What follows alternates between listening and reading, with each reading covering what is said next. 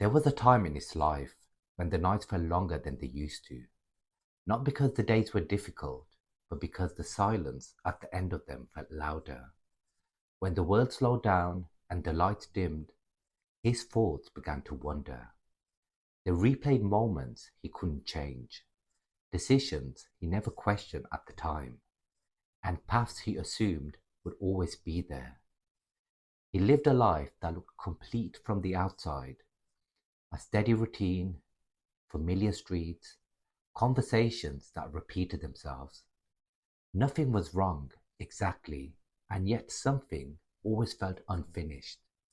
Each evening, he would sit by the window, watching the city settle into sleep.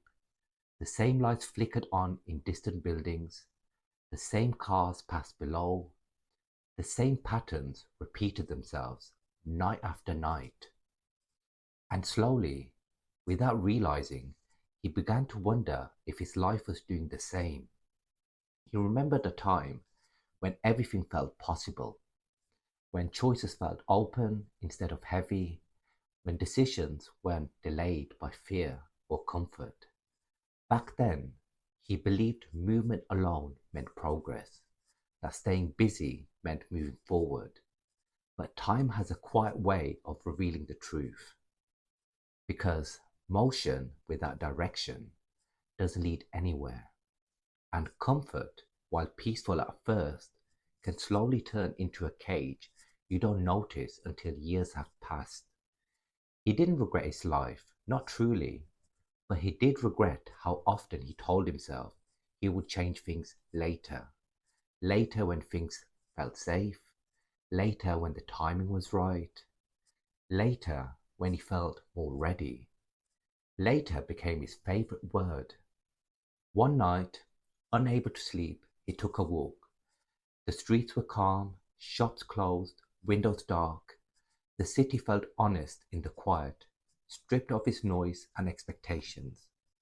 As he walked, he noticed an old bookstore still lit, tucked between buildings he'd passed 1,000 times without seeing. He paused, hesitated, then stepped inside. The air smelled of paper and dust. Time seemed slower here. The owner barely looked up, as if visitors at these hours were expected. He wandered the aisles, running his fingers along spines of books filled with lives he had never lived. Stories of courage, loss, reinventions, stories of people who reached moments where they were forced to choose differently. One thin book caught his attention. No title on the spine, no author, just a simple cover. Inside, the pages were blank. Confused, he brought the book to the counter. The owner smiled softly and said, "Most people walk past that one." He asked what it was meant to be. The owner replied, "It's a reminder. The parts you don't write themselves anyway." He didn't buy the book, but he carried the thought home with him. That night, lying in bed, the quiet felt different. Not heavy, just honest. He realized something then, something simple but uncomfortable. Life doesn't pause while you wait to feel ready. It doesn't hold space for intentions you never act on. And it doesn't warn you when comfort turned into regret. The days he thought were neutral were actually shaping him.